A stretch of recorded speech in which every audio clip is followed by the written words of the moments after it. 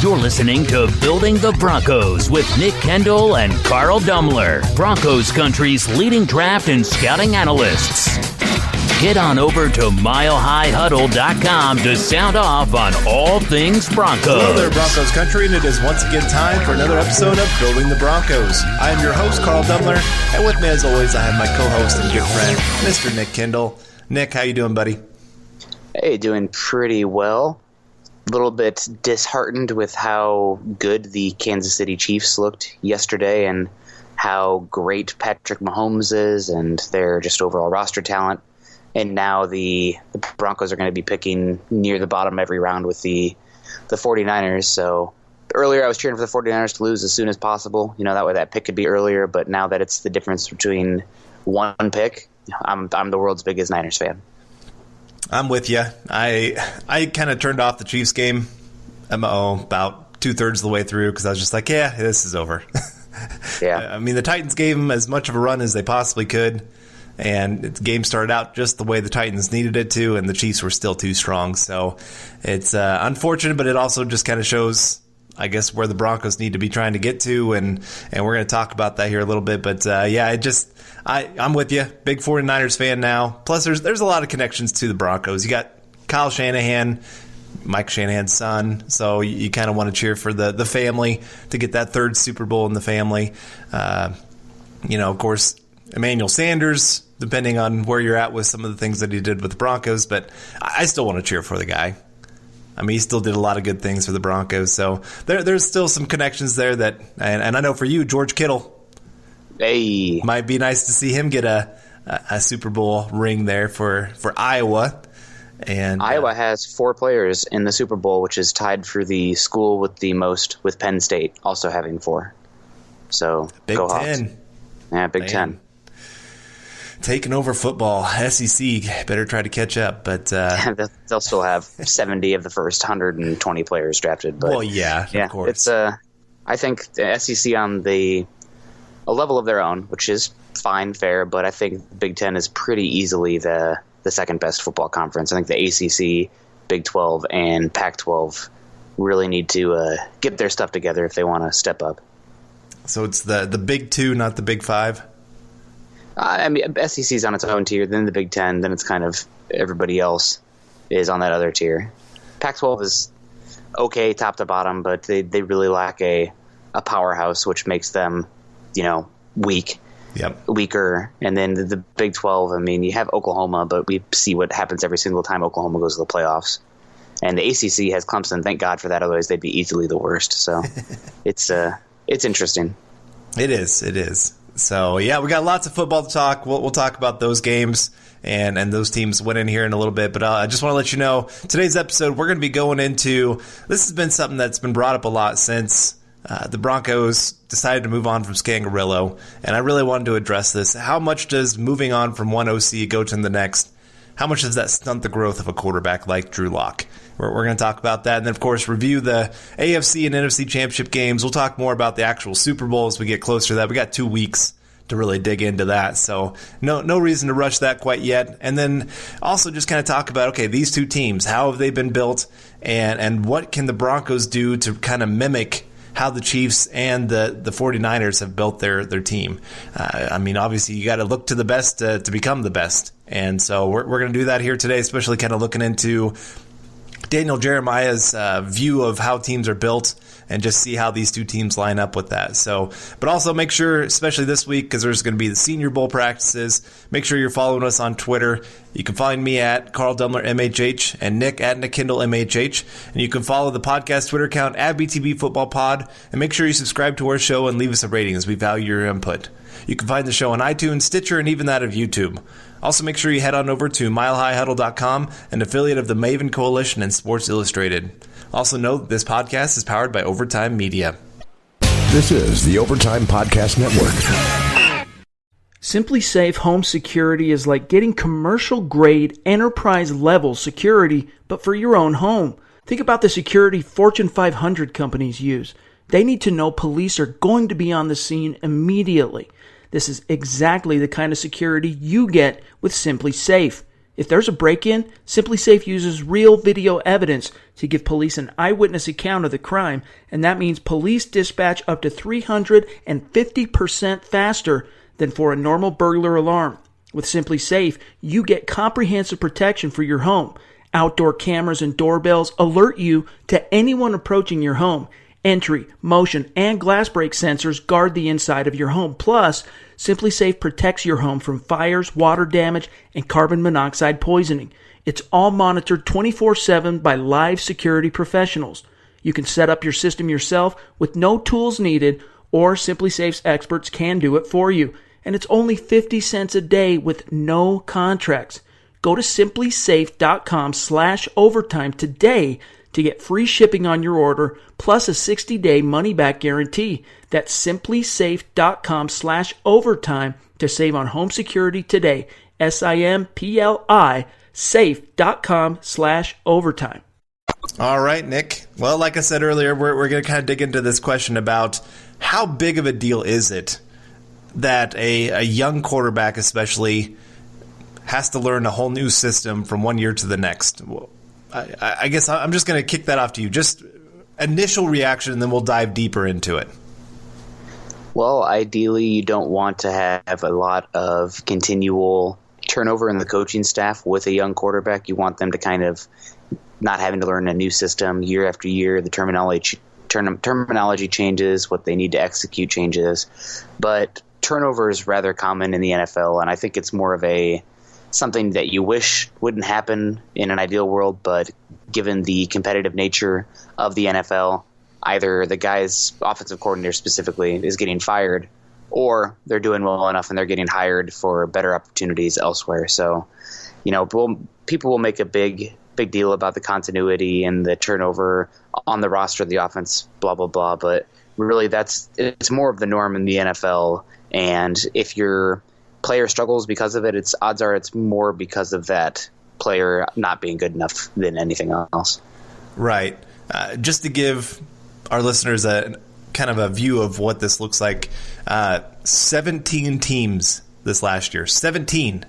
That's over half the league had a new offensive coordinator. Yep. And how many offensive coordinators do you think there are? How many offensive coordinators are there that have been with their team for longer than 3 seasons? We got Josh McDaniels, of course. There's one. Is there more?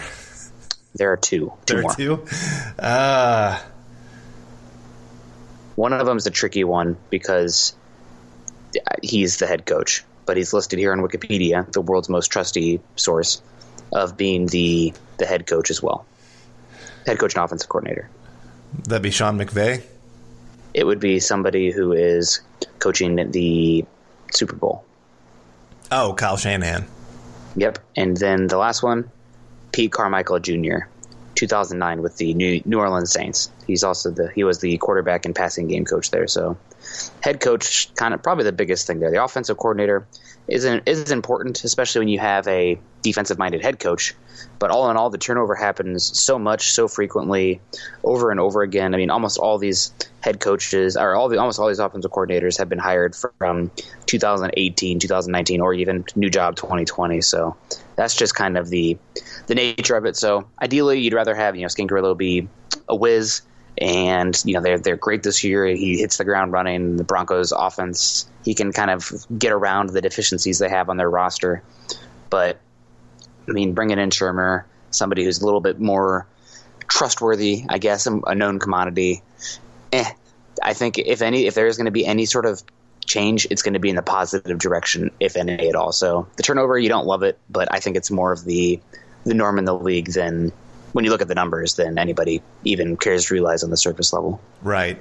Well, and that's I think over the last 5 years, this is not counting 2019 because I haven't seen the full numbers.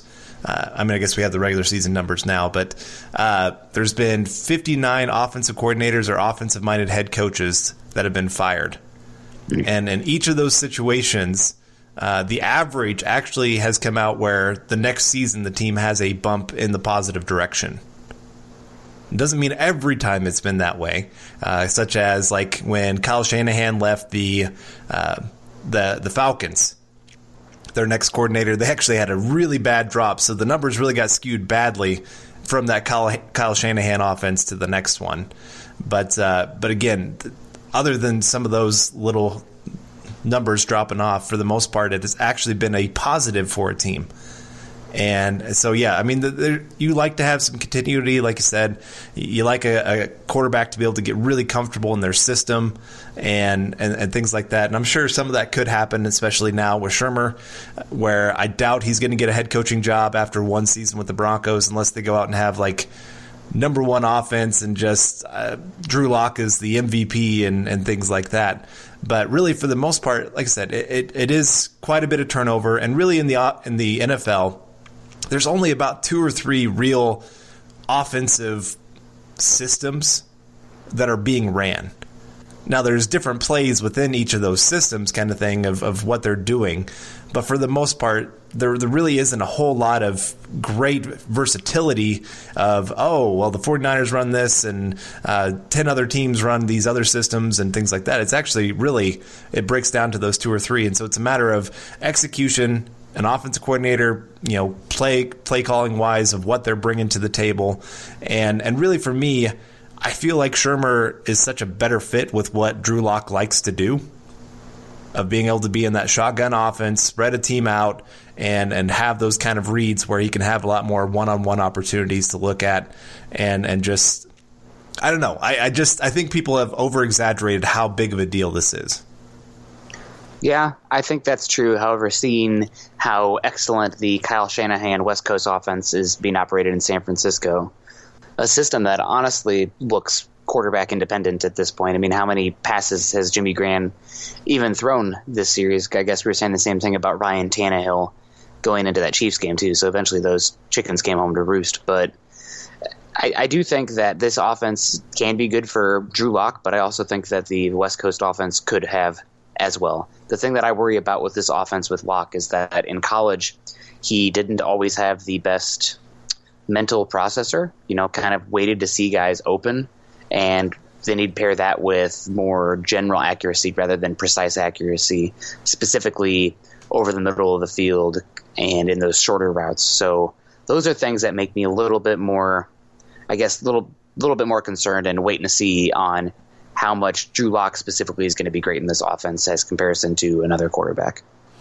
Yeah, I get that. I guess I saw a little bit more this year of him throwing guys open. I mean, there was still some of that where he was missing guys and missing those opportunities, but for the most part, I saw a vast jump. So it made me kind of go, is it because he couldn't do it or because he didn't have to do it in college? I mean, it's a great question. In college, though, I feel like a decent amount of the biggest complaint I had with him coming out was that he had okay placement, I guess, but he wasn't very precise. He'd get it in the strike zone for a receiver, but it'd be low and away, and that would change what kind of yak they can have after that, where when he was being a little bit more loose, throwing it vertical, there was less issues. So that's the biggest thing, coming off this conversation with Arif Hassan last week. There's going to be a lot of timing routes, a lot of short routes, and instead of, seeing it, throwing it open, it's going to be a little bit more reliant on precision and, what's the word I'm looking for here?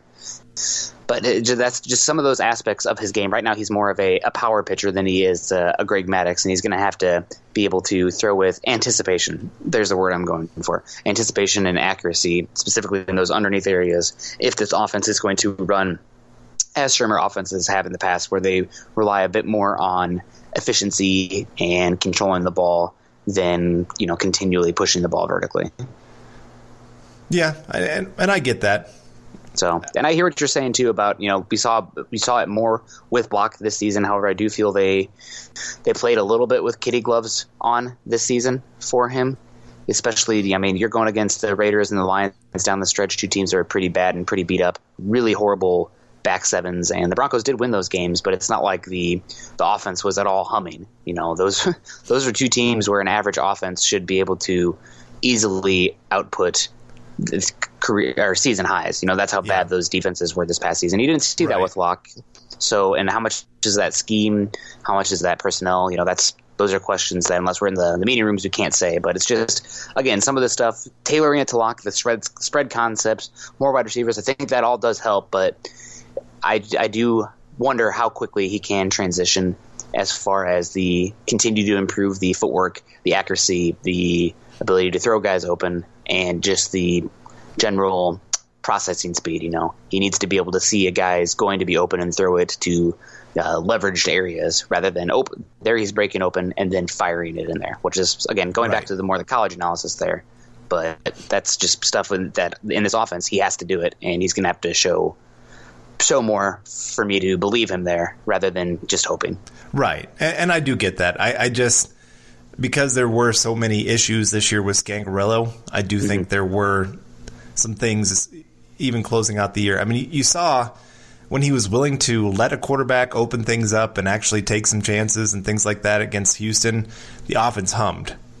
And I felt like so much of what Scanagrello did this year was coached from a place of fear, of one, not wanting to lose games, and so not making a lot of plays that took a lot of chances. And then when he didn't open it up, it was actually still from a place of fear of, hey, your job is on the line. So all of a sudden you got to go out there and call something that's a little bit different to show that you still should have a job here. And if a coach is really coaching from a place of fear, I don't think you're doing a great job. You have to have a confidence. Look at just this past game, and I know we'll get into this more, but with like the 49ers, they have an offensive system that they absolutely believe in. And like I said, it doesn't take the greatest quarterback to go have success with it, because they are setting up plays left and right to keep a defense on their back heels, and we are the attacker, not the reactor. And so that was one of my biggest issues with Scanagrello, was just how often his play calling was based off reaction, not him being the guy like, we're going to make the other team have to game plan for what we do. And so with Pat Shurmur, I'm not sure how much more he brings to the table. I just know he brings more, knowledge and just actually he's done it kind of thing to the table. And he's had a lot of success pretty much most places he's gone, at least offensively. Obviously, head coaching wise, no, that's not been the case. Yeah, again, that's part of the Jimmies and Joes as opposed to the X's and O's. Right. You can have the best scheme in the world if you're out there rostering a team full of, children, you're going to get beat up. So, yeah, anything can happen in a single game. But most of the time, especially with football, there's a reason that, I was having a discussion with my buddy about this weekend. In like spring training in baseball, you'll see a college team beat up on a professional team in that one game sample size, where in a baseball game, you have that variance. In football, though, even how bad the Bengals were this year, they would beat Alabama, LSU, whoever by 28 plus points. Yeah. It's just the physicality, the specificity in the training, and the cohesion that is the scheme matters so much. So I don't even know where my point was going with that. But overall, I do think the biggest thing for me with Shurmur is it's not as much the change or whatnot to hurt Lock or help Lock and anything like that. I do think that it can help Lock, but there's some areas that he's going to need to show better, in my opinion, to really feel great about it. But again, comes back to Fangio. Fangio's getting a guy that he trusts, that he wanted to work with. So now he doesn't feel like he has to micromanage the offense to really trust what they're going into each and every week. He can be more of that overall CEO / the Don of the defense, if you will. And that's probably the overall the biggest thing when it comes to this hiring for me. Just trust overall in the organization, and trusting that you don't need to, be there for the project start to finish so that it gets done. You trust the guy to do the work there, and that's again, this is based on what we've heard from Vic Fangio, Scanagrello, Shurmur. I think that's the overall biggest takeaway for me. Yeah, I think the other big for me is just the fact that Shurmur has always done a great job of not trying to make somebody fit his system, but making his system fit the talent, and saying, okay, what do I got here in Denver? What do I need to do to help this quarterback feel comfortable? And so, like you talked about with some of those short passes and timing and anticipation, all that kind of stuff. But yet, when we were talking about the Vikings this last week, there was talk about when Case Keenum came in, that there were some changes in how they called plays, because a lot of times when he would throw for those timing routes over the middle, it ended up being more sideline throws because he couldn't throw to anticipation. And so, again, some of those changes that were made just to fit his skill set. I'm interested to see how this changes compared to what he did with Daniel in Green Bay, or not Green Bay, oh my gosh, and with the Giants, compared to now working with Drew Lock. And so, yeah, I'm excited just to see what he can do. And like I said, I just think it has just been such an overblown idea that's been put out there, and a lot of people have really kind of jumped on it going, oh my gosh, this is going to set Drew Lock back. He's not going to be able to have success. This team went from looking like they could be a playoff team to now they stand no chance at the playoffs kind of thing. I just think that's been so overblown, and I do think the offense stands a chance of making a really nice jump from last year to this year. I mean, it's hard to go even – you can't go further down. They're bottom 5 offense in the NFL, so it's going to be hard for them to ever go down. And so I think even just if personnel-wise what they're going to be bringing in, and I think with Shurmur just kind of understanding a little bit better of how a game flows and what he needs to be doing to set up success will be a huge part of how the Broncos can really take that just at least another step with the offense. Yeah, I definitely agree with you there. And again, they have resources this offseason. A lot of the young players are going to take a step forward. So I think that, and again, it's not a total massive overhaul. You know, they're still going to have a West Coast offense. Mike Munchak is there. A lot of the coaches are still going to be there. So it's not this huge, massive turnover. So I think Shurmur is walking into a pretty darn good situation himself. Now, how good can it be? I guess that's a good question. What do you think the highest potential is for this offense with Shurmur next season with Locke? And I'll let you define that as you may. Okay. So I guess I'll look at it from a couple different perspectives. Like overall offense, I would say I think they can be a top 10 overall offense. I don't think there's this giant leap that usually a lot of teams are pretty bunched together.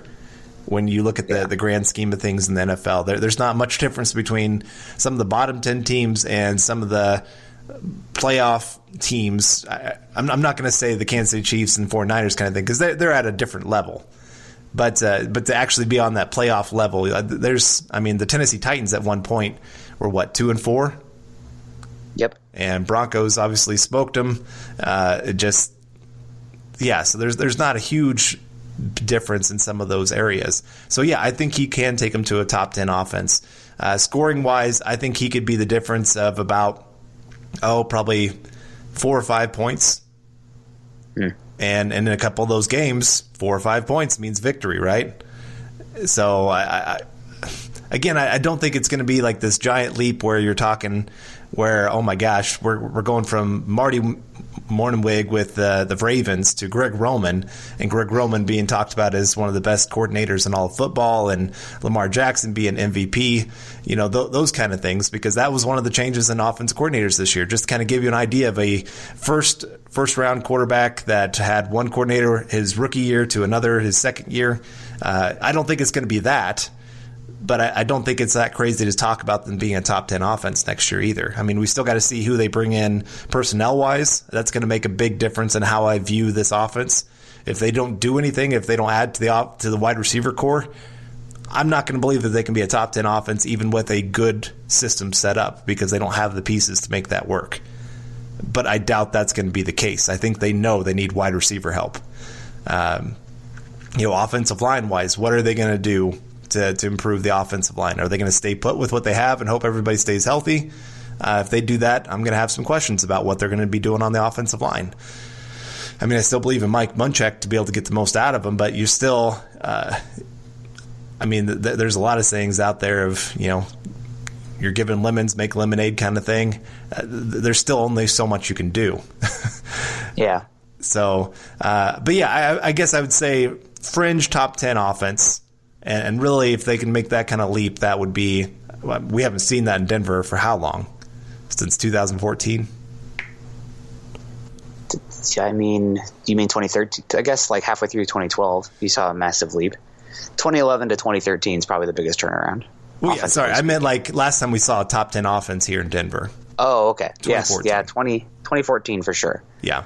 Yeah, so I mean, heck, I'd be thrilled with a top 15 offense. Yeah.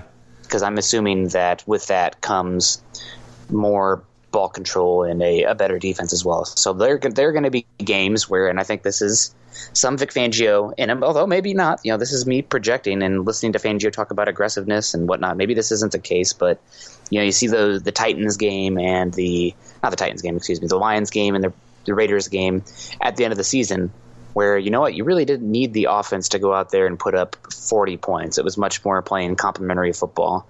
So I think that'll be more the case, but we just really need to pump up the efficiency numbers, And you saw that with Drew Lock down the stretch as well. The third down and the red zone numbers, the money makers, so called for quarterback, those were all dramatically improved. But still, and I'm definitely excited about the future of this offense with Shurmur and Lock and all this. But again, I'm a believe it when I see it kind of guy too. So until then, it's kind of more wait and see than anything else. It's the off season. Every team thinks they're going to win the Super Bowl or make the playoffs next year. That's not always the case. There's always a little bit of unforeseen circumstances. So just trying to halt that train too much, so to speak. I'm definitely the wet blanket of the podcast. Yeah. I'm not trying to say you're that completely, but we do have to have a little bit of patience and understand that it's going to take some time with this team, because anytime you have a young core, there's going to be games where they go out and play outstanding, and then there's going to be games where they have their struggles. And so I do think there's going to be some games with Shurmur at the helm that you're going to see them put up 30-plus points like they did against Houston, because they have that kind of quarterback that can make some amazing plays that lead to just plays that should never happen, kind of like the Chiefs had in this last game where Patrick Mahomes does things that you're just like, come on, you got to be kidding me that this continues to happen. I do think, though, that they have some major potential, but it's still so early in the offseason, and like I said, they've got to add some pieces. They just don't have it right now. Yeah, I agree with you there, and that's something that became more and more obvious as the championship weekend played out. Adding not only to the offense, but the defense as well. I mean, this team just isn't there yet. So I guess, is there some more specific stuff you want to talk about with Shurmur and coming in before we go to our break? Well, I just want to point out last year to have a top 10 offense scoring-wise, 25.1 points. And the Broncos were at 17.6. So if he adds about that 4 or 5 points that I was talking about, it's not quite top 10, but it's right there on the edge. And if you can get to 24, you should win a good amount of games in the NFL. Right. There was only 12 teams that scored 24 or more points last year. That's the goal you should be getting to. Heck, I will even talk about setting the bar low, but I'll take 21. How many teams were 21 or better? A lot. A lot? Yeah. Okay. Over half the league was at 21. I will take it. Considering where this team has been, 17 major yikes. And, as much of an outlier that Houston first half was, same with that Kansas City game. So again, wait and see, hoping for the best. We'll see how it plays out, but watching the Chiefs and the Niners just dominate their opponents this week. I mean, it's obvious this Broncos team has a ways to go, but we should probably save that for after the break. Do not go anywhere, folks. Building the Broncos will be right back. This is the Overtime Podcast Network. Alrighty, and we are back on Building the Broncos podcast. I am Nicholas Kendell, along with Carl Dumler. Carl, I saw that you mentioned that you turned off that Chiefs game at about 2/3 through, knowing that the game was inevitable. Yep. My gosh, man, it really is. I have family that are Chiefs fans, so I kind of have a little bit of I don't cheer for them, but I kind of feel happy for that family that is pulling for them. But at the same time, man, I am so over this team as well. I mean, Andy Reid, he's somebody who's been a great head coach for a long time, and apparently has helped a lot as far as assistants, whatnot, get better in the league. And there's something to be said for that. But I mean, from the Belcher stuff back in 2000 and 13 to Tyreek Hill, Kareem Hunt, Marcus Peters, blah blah blah. I just really do not like this Chiefs team. And I gotta say also, this may be petty, and I blame everybody out there, not just this person, but I'm so tired of seeing Patrick Mahomes' girlfriend on my social media. Is she annoying and cheering around? Sure, but that's probably true for a lot of fan bases. Just get her off my goddamn timeline. Yeah. I don't. She can be like that. Whatever. I don't need to see it every time I scroll through Twitter. Yep. Honestly, if they should make that an app, and like if you go over your time on whatever app, they have her videos come up of her screaming. Like I'm please stop. You can cheer whatever, Chiefs fans loving it. That's fine. I just don't need to have it in my face constantly. That's the biggest. Honestly. Gosh, that's probably one of the biggest reasons I wanted the Chiefs to win. I'm just like, I'm done with you. Please get that off my timeline. And yet, scrolling through Twitter today, probably seen it like 4 times. Yep. Quit making stupid people famous. I was a little disappointed that Drew Lock broke up with the Chiefs owner's granddaughter. Mm-hmm. Because could you imagine if they got married and then he became part owner of the Chiefs and then traded away Patrick Mahomes to Siberia? So Siberia's getting a football team first. That's the biggest thing I've taken away here. I'm just saying. That would be a nice thing to see happen. But no, I don't know who broke up with who, I guess. But no, you're right. She is pretty annoying. She makes the Chiefs, I don't know. It's hard to... Oh. I think she's normal, maybe a little bit extra annoying, but it's the fact that it's constantly being shared on social media.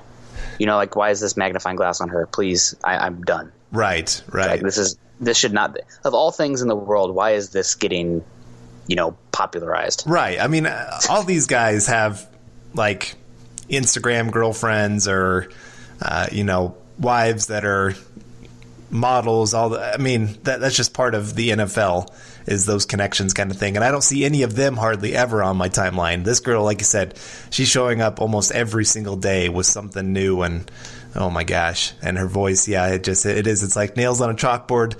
It's kind of frustrating to see. And it could be just a little bit of, well, the Chiefs are doing great. I would rather see Drew Lock's girlfriend doing that. But even there, I'd be like, come on. This shouldn't be the news that we're talking about. If they're going to the Super Bowl, it should be about the team, not the quarterback's girlfriend. But I live in Chiefs Nation, whatever you want to call it, being in Kansas. So I hear it quite often. I already told you, I think if I have anybody come up and say, how about them Chiefs? I'm going to say, how about that Tyreek Hill beating people? Just kind of, yeah. I didn't want to say, well, yeah, he does seem to go that direction. But just kind of remind them, hey, remember who you're cheering for.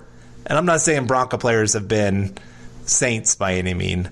But that one for sure sticks out. And I just want him to have that little moment of, oh, yeah, we have to cheer for that. Anything to win. But yeah, we should probably get to the game here. The Titans, they scored a touchdown late to make it look closer than it was. They came out pretty well in that first half, but they just could not get that explosive play from Derrick Henry, which, hats off to the Chiefs defense. Henry only had a long of 13 yards in the game, averaging 3.6 yards a carry. And once that was taken away, then it really came down to the Titans defense / Ryan Tannehill to make the game happen. And in the end, the Chiefs, just simply too good on offense, specifically on offense. Defense, good enough. But, really, it's obvious it's the offense that makes this all tick. So overall, man, just a really good team here. And I want to come back to the Daniel Jeremiah championship roster checklist. He kind of had this last year. Daniel Jeremiah, longtime NFL scout, now works for NFL Network covering the draft and the league in general. He has a really good podcast that I enjoy listening to myself called Move the Sticks. But he has a checklist where it is a total of 12 players that need to have these 12 guys pretty much non-negotiably to create a contending roster in the NFL. Now, obviously, you can have some areas that are overwhelming where you can overcome weaknesses elsewhere. But overall, his guidelines is you need to have a franchise quarterback, obviously, 3 different weapons that specifically can help contribute to the pass game. But if they run too, that's fine, but these guys need to be passing weapons. 3 offensive linemen that it can be core players that you can kind of build around there. 2 pass rushers in the front 4, front 5, whatever you want to call it there. and then 3 back 7 difference makers. So I guess I wrote it here for the Chiefs. Do the Chiefs fit this checklist? And overall, obviously Mahomes, best quarterback in the NFL. That hurts to say, but I mean, at this point, if you are denying it, you're probably just biased. I mean, we'll call it as it is. Offensive weapons, this is where the Chiefs really kind of stand out here. They got Tyreek Hill, Travis Kelce, and then I wasn't sure who to put as the number 3 because they have 3 guys kind of on the same tier. Obviously, Hill and Kelce are the best wide receiver or tight end duo in football with what they're able to do, how they win in different ways, win in different areas of the field even. But then you have Hardman, Mecole Hardman, Damian Williams, and Sammy Watkins as well, who Watkins, hit or miss kind of player, will probably be a cap casualty, but when you're focused on trying to take away Travis Kelce and Tyreek Hill, hey, guess what happens? Other guys get open, and that's what happened with Sammy Watkins this week. 7 receptions, 114 yards, and a touchdown and a long of 60. So definitely didn't ever live up to the first round pick that he was. The Bills traded up to get him, but he can be a solid tertiary weapon for any offense. So maybe somebody that if he's released, the Broncos might look into depending on what they're looking for. And then on the offensive line, you have Mitchell Schwartz, who's, I mean, okay, on the offensive line, is there anybody there that you'd say is a really good core piece besides Schwartz? No, I mean, Eric Fisher is an above average left tackle. Is he? But average? I mean, B minus, C plus? Yeah, I mean, for a first overall pick, he's a bust in my mind. But that was the 2013 draft. Right. Well, yeah, that's true. But, yeah, worst draft ever to have the first overall pick. Yeah. But he does his job okay. He does enough. And then you got Duvernay Tardif, your doctor. Mm-hmm. But he's okay. He's not great. But I think the need for offensive line is a little bit negated by Mahomes and his ability to make plays off script. Yeah. It's almost like that's built into their system of, hey, Mahomes has pressure on him, but he escapes and finds somebody for a long play. It's almost like built into their system. So, like I said, I don't think that's as much of a need for them as for other teams. Like with the Broncos with Joe Flacco, you needed a good offensive line to make him function. And obviously we didn't have that here in Denver, and so he wasn't able to function. Where Mahomes, I think behind the Broncos offensive line, he'd still go out there and destroy people just because he's Patrick Mahomes. He's the best quarterback in football. But, so yeah, you do have Mitchell Schwartz, who should be first or second team All-Pro offensive tackle pretty much every single season. And then you got a couple other average guys. This is going to be the fun matchup, I think, when you come to the Super Bowl. We'll talk about that more as we get closer. But the fact that the 49ers do have one of the best defensive line / edge rushers, just that front 7, I don't think there's anybody better in football top to bottom as that group right there. I agree with you 100%. So here's a question for you. Going forward, which offensive line would you rather have, the Broncos or the Chiefs? Like, which players? Well, I guess it depends who they bring back a little bit. I mean, obviously, left guard, I'm going to want Dalton Reisner over what the Chiefs have. Right tackle, obviously, you want Mitchell Schwartz. Left tackle, I'd say it's almost a toss-up between Fisher and Bowles. I would say that Bowles potentially has more unobtained upside yet. He's still going places where Fisher, he is what he is. He's a middling left tackle, which without help or a very good escape artist at quarterback is almost an issue on that side. Right. And I would say McGovern outplayed Austin, is it Reader? I believe so. Yeah. I would say he outplayed him this year. We don't know if McGovern's coming back or not, but so, yeah, offensive line-wise, I'd say there's more pieces with the Broncos that have more potential, and especially when you talk about, like, offensive line coach, I'm going to trust that the Broncos are going to get more out of their offensive line than the Chiefs are. Okay, so I guess the whole point of me asking you that is, obviously, you want to have a good offensive line, you want to have a good everything on your team, but is the constant bemoaning of Broncos country for offensive line being improved and that being, a non-negotiable is that somewhat overstated? Because I'm looking at both these teams with their offensive lines. They're both playing really good as units, but I would say that the individual talent, neither of these offensive lines are going to be top 5 units in the NFL this year. Yeah. Specifically on the interior. Yeah. I do think that it is a little overblown just because the NFL is going to more of an athletic quarterback that can get out of the pocket and make guys miss, extend plays, those kind of things. That offensive line is just not quite as big as it used to be when you had a lot of pocket passers. But, I mean, and you look at some of the best offensive lines in football, like the Cowboys. Well, they didn't even make the playoffs. Now, I mean, that's not the offensive line's fault, but you think of just how much do they really matter in the grand scheme of things of wins and losses. I don't think there's a huge correlation. You think about when like Tony Romo went down that one year and they had like this outstanding offensive line, but they still went like 4-12 that year. Yeah. And again, it's not because of the offensive line that they failed that year, but it's not like they gave this huge bump in how good of a team they were. Yeah, I'm with you 100%. I think that maybe there's a little bit of diminishing returns on how good your offensive line can be before they, real difference makers. And the top 5 offensive lines for run blocking this past season, according to Football Outsiders, the Saints were number 1, then the Cowboys, then the Ravens, then the Titans, then the Raiders. So 3 of the top 5 made the playoffs. Pass blocking, they actually have the Rams as the number 1 pass blocking unit, which is interesting. Then they have Dallas as number 2, New Orleans as number 3, Kansas City as 4, and New England as 5. So again, there's a little bit of these offensive lines aren't isolated. They're in tandem with scheme, quarterback, weapons on the outside, blah, blah, blah. But I think it's an interesting discussion, to say the least. And then on defense, you're talking about this, bringing it back to the championship roster, the checklist from Daniel Jeremiah, the 2 pass rushers and the 3 back 7 difference makers.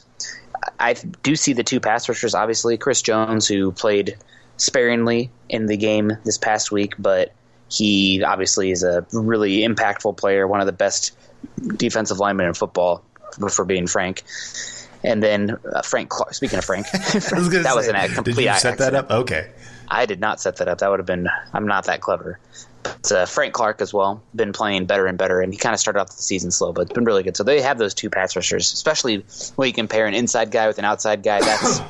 That's the best, Obviously, having 2 great edge rushers is nice, but if you can have a top 5 interior rusher with a top 10, top 15 edge rusher like the Chiefs do, you can make some magic in the pass rushing department. Back 7, though, for the Chiefs, I got to say, not that impressive. Obviously, Tyrann Mathieu, the Honey Badger, really good player. But outside of that, do they have any true difference makers in that back 7? I mean, core roster building kind of guys. Kendall Fuller's been solid this year, but he's a guy that you can find every single free agent class, and you get decent production from him. Rashad Breeland had a good game, but I wouldn't say he's a difference maker. Same with Daniel Sorensen. And then their linebackers have been, let's just call it as it is, their linebackers have been really bad all season. So on defense, this Chiefs team on paper is not that good, specifically in the back 7. Right. Now, as a unit, they've played really well together. But I also think how much is that is because they can pin their ears back. Right. And I was just about to say that really, when you're playing with a lead most games, and a big lead in a lot of games, you're right. They can pin their ears back, which plays to their strengths of having like a Chris Jones, Frank Clark, now adding Terrell Suggs. Those kind of guys can really go have a lot of fun. And then also just their secondary allows for a lot of turnovers that they've been able to capitalize on this year. And so you're right. It's not – I think if there was a game – I know they got down 24-0 to the Texans. But come on, the Texans were not a great team. They made a lot of terrible decisions coaching-wise in that game. Talk about another bad back 7. Yeah. And so I don't read too much into that. This is going to be a different game when you're talking about like the 49ers and what they're going to bring to the table, that they can beat them in multiple ways. They can attack down the field, middle of the field. They can run like crazy, and they can run in multiple different ways, middle, outside, wherever you need to go. So I do think this is going to be a really interesting matchup for this Chiefs defense. And like I said, we're going to talk more about this as we get closer to the game, but the Chiefs can't fall behind like they've done the last couple games and expect to get away with it a third time.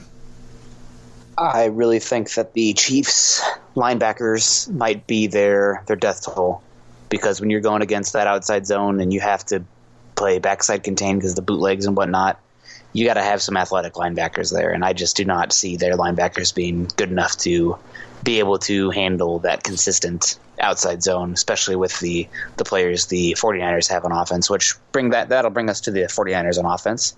Going back to this roster checklist from Daniel Jeremiah: quarterback, offensive weapons, offensive line, pass rushers, and back seven. Quarterback, they have Jimmy G. It's obvious that this team with and without Jimmy Garoppolo is, that's the difference between being a sub 500 team to a Super Bowl winner. I mean, last year they had the number 2 overall pick, for goodness sake, and now they're going to the Super Bowl. I'm curious what the odds will be when that gets closer, but I'd say that you can put a check next to that for Jimmy G and the 49ers having a quarterback, but obviously they are giving up a fair amount in comparison to the Chiefs with Patrick Mahomes. Yeah, you're talking about a guy that maybe, I would say he's a top 15 quarterback in the NFL. I'd be willing to go that far. I mean, he's helped out a lot by lots of talent around him and a defense that was just smothering. I mean, I would say they were the best defense in football this last year. But he's done his part. And really, after about the first 5 quarterbacks, that's about all you can ask for in the NFL. And he's played. It really reminds me of a young Tom Brady. Yeah. In that regard, where they're winning quarterback independent. And if he could win a couple in a row, and then if, let's say, things kind of turn around and he starts to put up good statistics and become more of the reason that they win, 15 years down the road, people aren't going to look at the first few Super Bowls where he was just playing straight up game manager, and they won't care as much because they're detached enough from it, and all that will hang true over time are those Super Bowl champions. Right. Yes, I'm absolutely here to take shots at Brady. And I'm here for it, too. No, I do think people dog on Jimmy G a little too much sometimes. I think he does well within the system. Like, he knows the system top to bottom, and he's done really well within that. He's gotten it to the playmakers, and the playmakers go make plays. And that's all you can really ask from him at this point in his career. I'd give him a check mark in this area compared to a lot of teams in the league. All right. And so the quarterback, yes. Offensive weapons, actually, this is, I don't think, talked about enough, but the weapons that the 49ers have are really fun and unique. Obviously, Deebo Samuel has been killing it. Last year, my MVP from the Senior Bowl, really good player. Emmanuel Sanders, also very good there. Probably more of their wide receiver, too. Maybe even the third option in the pass game when you consider how good Samuel is, and having George Kittle, the best tight end in football, in my opinion, over Kelsey. But that's going to be a fun little storyline to follow in this game in general. And then you can't leave out Kyle Juszczyk, probably the best fullback in football. And then the 3-headed running back monster. All these guys running 4.3 40s in Mostert, Coleman, and Bridia. I can never pronounce his name right. If I don't follow a guy in college, sometimes I read their names and I don't hear their names, so I just start pronouncing it wrong. So hopefully that's right. But really impressed with the offensive weapons for the 49ers have here. All different, too. And then the offensive line, I would say they have 3, which was the checklist for Daniel Jeremiah and Joe Staley, who's been a solid player. He's definitely on the end of his career arc, but still a solid player there. McGlinchey, pretty good run defender. Danielle Hunter absolutely beat the crud out of him in the NFC divisional round, but solid tackle there, top 10 pick as well. And then Lincoln Tomlinson, another first-round pick that, was it the Lions? Lincoln Tomlinson? Yeah, that was they traded with the Broncos. Yes. And then they took him. Yes. That's the draft the Broncos took Shane Ray, I believe. Mm-hmm. So he's been playing pretty well. They also are paying a good amount of money to Richburg, a center from Colorado State, but he's been hurt, and our old friend Ben Garland has been filling in and playing well there at center. So overall, the offense fills the checklist, I would say, not to the extent that the Chiefs do in terms of weapons and quarterback, but overall pretty darn good. It's the defense, though, where things really kind of get ahead. And you needed 2 pass rushers to win up front. They could win the one-on-ones, be difference makers. I would argue that the 49ers legitimately have 4 guys. And Nick Bosa, probably defensive rookie of the year. DeForest Buckner, Armstead, who is about to be a free agent, who might be a really unique option for the Broncos. And then Dee Ford. So just a good group up there, especially up front of the pass rushers. And then the back seven, I went back and forth a little bit here, but I would say they actually fill the back seven as well. They have two really good, really athletic linebackers in Fred Warner and Quan Alexander. And then, there's been a little bit of debate on Twitter today back and forth with Darrelle Revis and Richard Sherman, but I'd say Sherman still is a difference maker in that back seven as well. I will still go to my grave saying that Revis was overrated. He was a great cornerback, don't get me wrong, great coverage guy, but he didn't do it very long and talked more than he showed on the field sometimes. His peak season was incredible. Well, it was. I'm not trying to argue against that, but again, it was so short-lived of where his prime was. He was only in the league for 10 years, and how many different teams did he play on? Like 4 or 5? I mean, he was just... Yeah, teams did not want him, it seemed like. I mean, he was still a great talent, but his talent didn't outweigh what the negatives were sometimes with him. So I'd still rather have Richard Sherman than him if we're going back and saying, okay, these two are in the same draft. I'm taking Richard Sherman. Yeah, I think that has as much to do with leadership and character as anything as well, though. Right. And he's also not afraid to get in there and tackle either. Yeah, that's very true. I've always thought that was an underrated skill for a cornerback. But, no, really, yeah, the defense, top to bottom, for the most part, they have a couple weaknesses when you're looking at just cornerback depth. They might that's the one area that I worry a little bit about when they're facing the Chiefs. They're going to have some of these guys covering pretty darn good weapons there for the Chiefs. I did want to talk about the offensive line. You just talked about earlier of just how much does the offensive line matter? Well, Joe Staley and Mike McGlinchey were both down for a while. And that team still was clicking. So, yeah. I mean, as great as those two are, and I'm sure that they are really happy they have them back, again, I don't know how much difference they make in the grand scheme of things of winning and losing. Now, for this game, because the Chiefs have some pretty good edge rushers and what they're bringing to the table, that they are very important for sure. But it's going to kind of come down to the 49ers defense. Can they slow down the Chiefs enough? This is the first defense that I've sat there and said this is a defense that can actually shut down that Chiefs offense and actually hold them under control. And then can Jimmy Garoppolo do just enough to win this game? Yeah, it's definitely interesting. But I guess looking at both these rosters compared to this checklist here, who would you say is the more talented roster, and who would you say is your gut instinct? We'll come back and obviously dig in a little more, but who is your gut instinct is going to win this game? I say that the 49ers have a better roster. When I'm looking top to bottom, all the pieces that they have, I think the Chiefs have if you were going through both rosters and saying who's your top 15 players, I would say the Chiefs have probably 8 or 9 of those. But it is the depth of this roster of top to bottom. Like I said, just there's not this huge glaring weakness on this roster that you're going, oh my gosh, this is where the Chiefs are really going to take advantage of them. Where the 49ers, there's areas I'm going, yeah, they can really take advantage of this Chiefs team. So yeah, that's what I would say right now. But again, there is such a discrepancy between Jimmy Garoppolo and Patrick Mahomes. So that kind of evens things out no matter what because of how much the value of the quarterback brings. Yeah. Yep, that's the biggest thing. And for me, the biggest weakness is, like you mentioned, the 49ers cornerbacks versus the weapons of the Chiefs versus the speed/talent of the linebackers for the Chiefs versus the outside zone of the 49ers. So will be an interesting game. Kind of fun to look at these rosters. Obviously this is a Building the Broncos podcast. We spent a lot of time talking about two teams that are not the Broncos, but we're going to kind of turn the lens here now and turn the mirror up to the Denver Broncos, how they stack up with these two rosters, where they're weak, where they need to attack going forward. So we're going to take one more quick break. Don't go anywhere. We will be right back. This is the Overtime Podcast Network. Alrighty, and we are back on the Building the Broncos podcast. I am Nick Kendell along with Carl Dumler. We just got done going over the core players, the roster checklist from Daniel Jeremiah, looking at the Chiefs and the 49ers. The 49ers actually fill out every single one of the needs laid out by Daniel Jeremiah for this checklist. Quarterback, at least 3 offensive weapons, at least 3 core offensive linemen, 2 pass rushers and then 3 back 7 players, where the Chiefs actually come up a little short on the trenches on both sides of the ball, actually looking at it now. Weapons galore, the best quarterback in football. That might be able to overcome it. In one game, anything can happen, but a little bit weak there. Don't have the – actually, it's the back 7 and the offensive line for the Chiefs. But overall, looking at the Broncos now, I guess where would you say that what do the Broncos have? So we'll go first. Quarterback checklist for the franchise quarterback, yay or nay?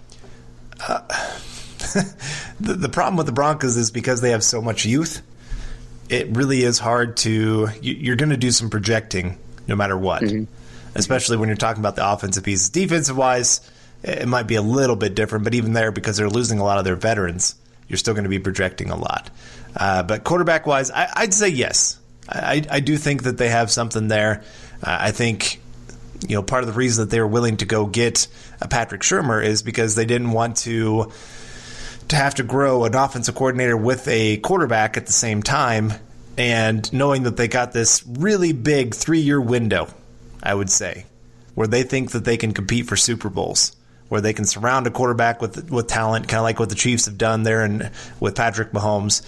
Now, Patrick Mahomes would still do it on his own, whether he had the weapons or not. He wouldn't be quite as good, but he'd still be pretty darn good. Look at his stats with and without Tyreek Hill. Yeah. It's actually a pretty big difference. Yeah.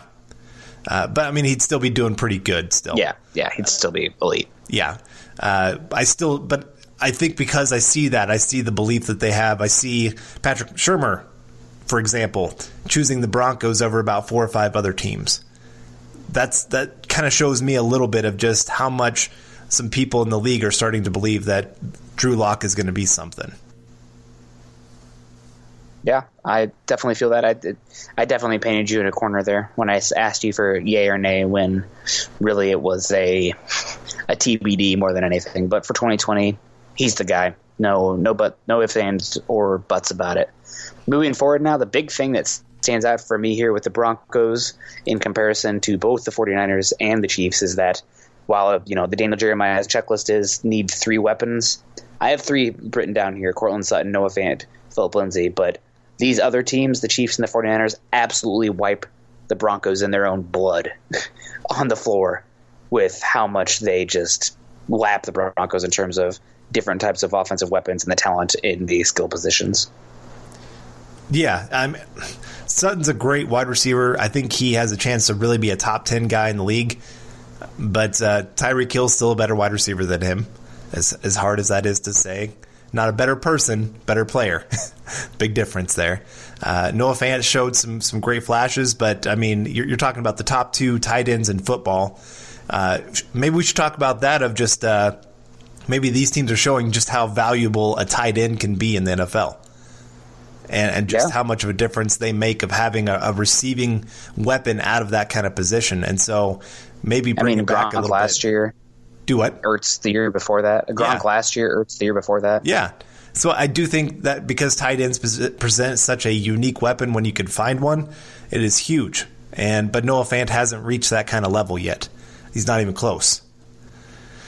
We have the flashes, the big plays, all those kind of things, but we're talking about a guy that's still only had, around 500 yards receiving, 600 yards receiving, compared to guys that are having 1,000-yard seasons, and that's kind of with some of those teams even shutting them down at different points of the season. So he's got a long ways to go, but he does have that kind of potential. And then you got Philip Lindsay, who, he's a great running back, but he's not a great all-around back yet. And some of these other teams, they have guys that are great weapons all around where you can attack with them on every single play in different ways. And so with the Broncos not having that on their roster, and like you said, they don't have the depth that these other teams do. I'll keep pounding this into the ground as much as I can, that the name of the game in the NFL, even in a Kyle Shanahan offense, is that you are trying to make a team have to cover as much space as possible. You're making them have to fear about going over the top. And really, this is why, the Shanahan offense is different than a complete West Coast offense, is the fact that they do want to go deep. They have those kind of plays built into their playbook. And they want to attack as much as they can down the field if there's a possibility, because they want teams to have to fear that.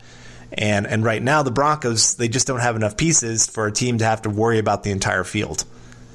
It's kind of, you put 2 on Sutton, you kind of layer things up with Fant, and then you just go one-on-one with everybody else because you don't fear them beating you one-on-one. And this is my biggest reason of why I have to wait with the Pat Shurmur offense, because his offense is so big on guys have to win one-on-one battles. He's going to get you those opportunities, but you have to take advantage of them. And right now they don't have those kind of players. Yeah, I agree with you. And even with, Fant, year one, good for a tight end, but in the spectrum or the landscape of the entire league, is he really good enough right now to be a top 3 option? Probably not. So you're going to have to rely on him being that because he's a first-round pick on him, and that's just kind of the niche he's going to have to fill up. But right now that's more projection than actually anything realized yet. And then Lindsey, for as good as Lindsey is, back-to-back 1,000-yard rusher, back-to-back 1,000-yard rushing seasons, but is he really, is he a top 5, top 8 level running back, capable running back? I don't see that. I don't think he's versatile enough or dynamic enough in multiple areas where I can say that comfortably. And I understand he's a fan favorite, but you're right. There's other running backs around the league that I would very much rather have than him. I love his tenacity. I love what he brings to the field, but there's still pieces that are missing. And teams kind of know, okay, Phillip Lindsay's coming on the field. It's either he's running or he's not going to be very much involved in the offense. And so if he doesn't get the ball, you almost kind of stop paying attention. And this is why it is so big for him this offseason. He's got to prove that he can be a receiving option. And I don't know if he can get there. Some of those things are just they're more natural, and I don't think that you can learn them just in an offseason. There's certain things he can improve on, but I don't think he can reach some of those levels of other running backs that we see around the league. But even there, I guess you could say that the Chiefs and the 49ers have proven that you don't need a all-star running back to make things work. Yeah. I mean, neither of them have like an outstanding, like top 10 running back in football right now, but they have pieces that, like I said, they can attack you in multiple ways with their running backs. Yeah, you're right. They can just hit with a variation of different running backs at different times. So that running back by committee, I know a lot of people, we need to find a bell cow. Nah, that's not really the way the league is anymore. You need to find different bodies that can do different things. And that's true from running backs to tight ends to wide receivers. So specialized skills are good, actually, especially with the expanded roster coming around the next collective bargaining agreement based on multiple reports. So offensive line now, honest to God, right now the only one I feel I can comfortably write as a lock and a core player is Reisner. I have a question mark next to Bowles, and maybe I can put a double question mark next to Juwan James, but right now it's just Reisner with leaning on Bowles next season, and God knows with Juwan James. Right. I mean, James in his rare snaps he had on the field looked like a quality starter. But like I said, how much can you trust him to stay on the field 100% of the time? I mean, that's probably not going to. Yeah, you can't. Bowles, I mean, he improved as the season went on. He actually had the highest grade of any single game this last year, and that was against the Lions in Week 16. And I think he was graded as the top tackle in football, or second highest, from Week 14 on. So, I mean, we've talked about it before. He showed that before. At the end of the season, he always seems to look a lot better than he did at the beginning of the season. So is that the trend that's going to continue, or is it more of, hey, he finally started clicking with Munchak, finally started having things click? We already talked about it where he hired his own personal trainer. Those kind of things is this the sign that he's finally turned things around? I don't know. Yeah, you make good points. So we'll see. That's an area that they need to keep attacking going forward, along with the weapons. So, however, I think those offensive lines are closer to the 49ers and the Chiefs than the weapons are.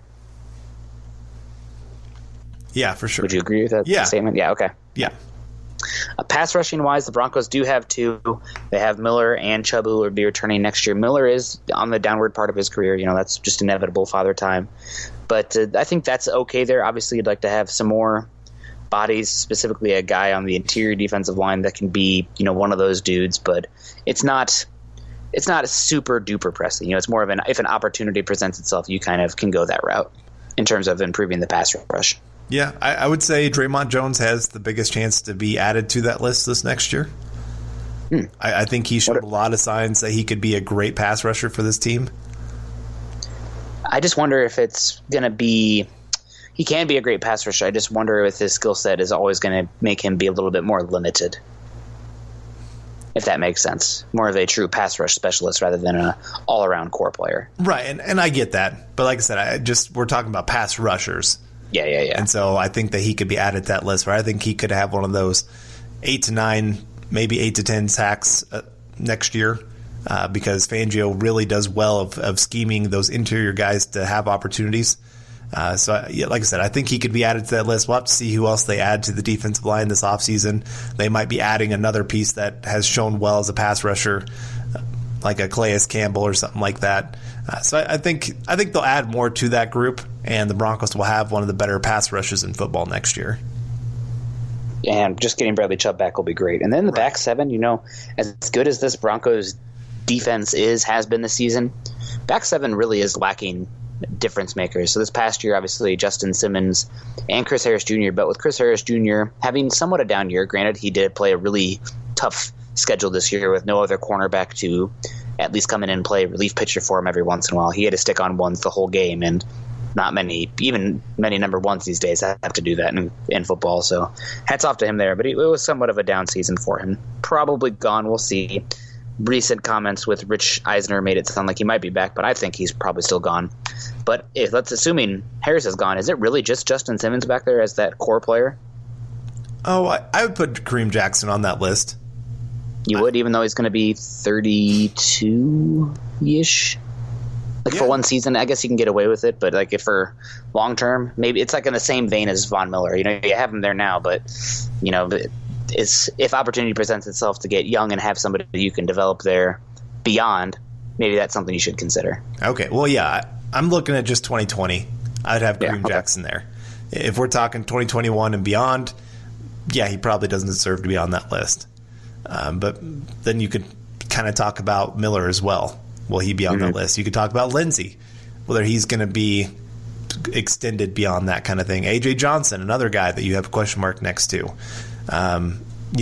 It's kind of weird to call him back seven because so much of what he does is around the line of scrimmage. So it's kind of a weird way to, I don't know. I don't know if you can really count him as that back seven. But what he does and what they've asked him to do, he does really, really well. Yeah, definitely right. And then A.J. Johnson, maybe. I know that Al Wilson said that he has the chance to be, one of the best ever. But if you remember, Von Miller hyped up Case Keenum and Trevor Siemian and blah, blah, blah, blah, blah. So, don't take that. I think anybody would be wise to hold that with just a little bit of skepticism. Yeah, I do. Like I said, I think he's great around the line of scrimmage. But if you ask him to do anything beyond that, he has his struggles. And so he's kind of you were talking about it a little bit with Draymond Jones of having some limitations. A.J. Johnson has some limitations as well. Yeah. So, all right. Well, I guess the big questions here is what are the biggest differences between this Broncos, championship roster checklist versus that of the Niners and the Chiefs? It's just depth is the biggest thing. I mean, you look at these other rosters and you're talking about, like with the Chiefs, what do they have? 1, 2, 3, 4, 5, 6, 7, 8 players on their offense that are difference makers. And then at least about 3 or 4 on defense. 49ers have, I would say, even more players overall that are difference makers. Where the Broncos right now, you could say for sure probably 4 or 5. But Sutton, Reisner, Miller, Chubb, Simmons are the only ones I'd write in pen. Right. And so, like I said, they just have to add more depth to be able to take advantage of all these different pieces. I mean, Sutton, I can't imagine if you get some other pieces that take pressure off of him of what he can bring to the field. I mean, teams were doubling him, and he was still out there making plays. Imagine him getting more one-on-one opportunities, what he can do. Noah Fant growing a little bit more and also having a little more space to operate. What can he do? So the Broncos just have to add to what they've already got. They've got a great young core, and I mean, they've got that starting point. Kind of like with the 49ers, you think about before this season, they had Kittle, Juszczyk, I guess a couple of the running backs. Staley. Both offensive tackles. Yeah. But, they added Samuel and Sanders and a couple of the running backs. And so you look at the pieces that they added, and all of a sudden it just took that offense to the next level. Of course, Jimmy G staying healthy was their biggest thing that you could say there. But for the Chiefs, you already said it. With Hill, there's a big difference between Hill being on the field and him not being on the field. You add that kind of talent, and then you also add all these other pieces that they have. It just makes their offense go crazy. And so for the Broncos, again, they just need to add more to what they already have and be able to spread teams out and make them fear every corner of the field. Yep, that's very true. And so looking at this, does this change at all where you would be looking to attack the draft and free agency? Any specific areas where looking at it in this perspective is like, man, I never considered position X, such a need, but looking at this, Broncos really need to attack this area. Well, I mean, back seven definitely needs some major upgrades. You just see how short they are in that area where they have two good safeties, but it's kind of what else? Nothing. So they definitely need to add to that area. And then, of course, just offensive weapons. I mean, you look at these other teams, we've already said it, each of them have at least 5 different weapons that they can use, if not more. And so they can really just kind of turn them over left and right, and teams just go, where's the ball? I mean, it's hard to follow. That's one of the biggest things the 49ers did against Green Bay is they had players going across the field left and right and making them go, okay, who has the ball? We don't know. And so then you got to have guys making one-on-one opportunities and not knowing if the guy that they're trying to defend even has the ball themselves. So the Broncos just don't have that right now. You have 3 guys, and the ball is most likely going to one of those 3 guys. And so I do think offensive weapons really takes a jump up. And then you add in Shurmur's offense alone, needing those guys that can win those one-on-one battles, wanting to spread teams out, wanting to be able to take those quick 5-yard passes and have them turn into a touchdown. The Broncos just don't have that right now. And so that really ups things up. And this is, I still see people doing the whole offensive tackle. It has to be offensive tackle in the first round. Stop it. Like, I understand. Like, I would love to get a Tristan Wirfs. I would absolutely love it. I would try a backflip if the Broncos got Tristan Wirfs in the first round. But it's not an offensive line or bust. We've already shown here these two teams, I mean, they have some decent offensive line players, but it's not like they're outstanding. It's not like they are these like runaway all-pro kind of rosters on the offensive line. And yet they're here in the Super Bowl. They're both considered top 3-4 teams in football for the last couple, well, not the 49ers, but the Chiefs. And now the 49ers, looking at them and just their overall roster. So that would be the biggest thing for me is I think there has been this huge change in the NFL where weapons matter more than offensive line. Yeah, I feel like the offensive line it's more of a baseline thing these days where you have to get a certain level of play to continue forward. But after that, again, it's kind of a logarithmic decay, I think is how the graph would look, being real nerdy here, where it's just like from good to great, the difference isn't so much. And then you got, like all these really good offensive linemen not making the playoffs. It happens every year. But I do think I hear you and what you're saying. I think the biggest thing for me looking at this is I'm with you. The back seven is an area that needs to be attacked. And it's an area that I would be looking to attack in free agency if possible. There's a lot of hints out there that the Broncos will be looking at a Joe Schobert from the Browns. They're going to be active in the cornerback market. 2 things that could really help add quality players to that back seven. And then on offense, I mean, looking at just a vast number of players that we have listed for the offensive weapons here, they run circles around the Broncos. So again, spacing is the name of the game. Creating space for other players and taking advantage of that space is as important as it's ever been in the game. And right now the Broncos just don't have guys that can take advantage of space or create space for others. So at least not enough of them. So, all right. Well, and I guess the biggest question now is how close is Denver to these other teams? Is this a one-off season away? If they have a great offseason, it is. I mean, they're going to have to hit in free agency. I really do think they're going to use free agency mostly for the defense and the draft for the offense. And they're going to need those offensive players to be able to step on the field as rookies and be able to be high contributors. Kind of like, Deebo Samuel, he stepped on the field and boom, he's a great contributor. Mecole Hardman, again, huge contributor. So they're going to have one of their rookies really step up and be a huge playmaker for them day one.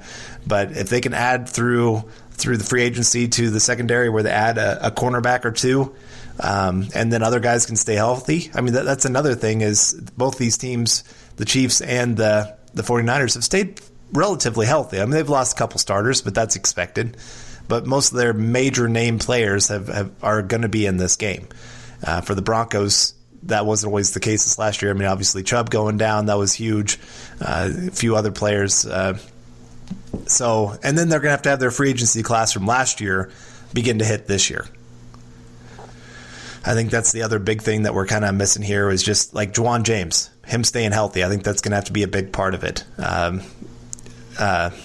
Bryce Callahan, that's the one I was trying to think of. Him actually being a huge contributor on defense, that's going to have to happen. So I think it can be a one-year turnaround. I think that's asking quite a bit, though. That's asking a lot of things, a lot of question marks to go right. But and it also obviously depends on Locke. If he can make this giant leap and become a top 10 quarterback in the football, I mean, we're seeing it more and more of young quarterbacks be able to make such a leap. They're going to need him to do that same thing. I don't know if he can make quite that leap. We'll see. But beyond that, again, just they're going to have everything that they do this offseason be right. Yeah. No, I agree with you. The biggest thing is how big of a step can Locke take, but that remains to be seen. Hopefully Shurmur can unlock some more potential and Locke can unlock some potential himself. But that should wrap up today's episode of Building the Broncos, powered by Overtime Media. Today we discussed the impact of Shurmur being added to this offense and how it relates to the continuity and if that topic is overall a bit more of an overrated area compared to the rest of the league, which always has an overturning offensive staff, it seems. We also discussed the 49ers and the Chiefs rosters and how they won against the Packers and the Titans and just how far off the Broncos are from being able to hang with the big dogs, so to speak, the true Super Bowl contenders. You can find Carl on Twitter at Carl Dumler MHH and myself at Nick Kendell MHH. Make sure you head on over to Mile High Huddle, an affiliate of the Maven Coalition and Sports Illustrated. Go to iTunes and leave us a 5-star rating and a comment, as your support can help us continue to bring you our Denver Bronco deep dives. You can follow the Building the Broncos podcast and all our other great audio content by subscribing to the Huddle Up podcast wherever you listen to your shows. You can follow us on Twitter at Mile High Huddle and at BTB Football Pod. For Carl, I'm Nick, wrapping up another episode of the Building the Broncos podcast. We hope you guys enjoyed it, and we will see you soon. Go Broncos. You've been listening to Building the Broncos. Join Broncos Country's deep divers at milehighhuddle.com to keep the conversation going.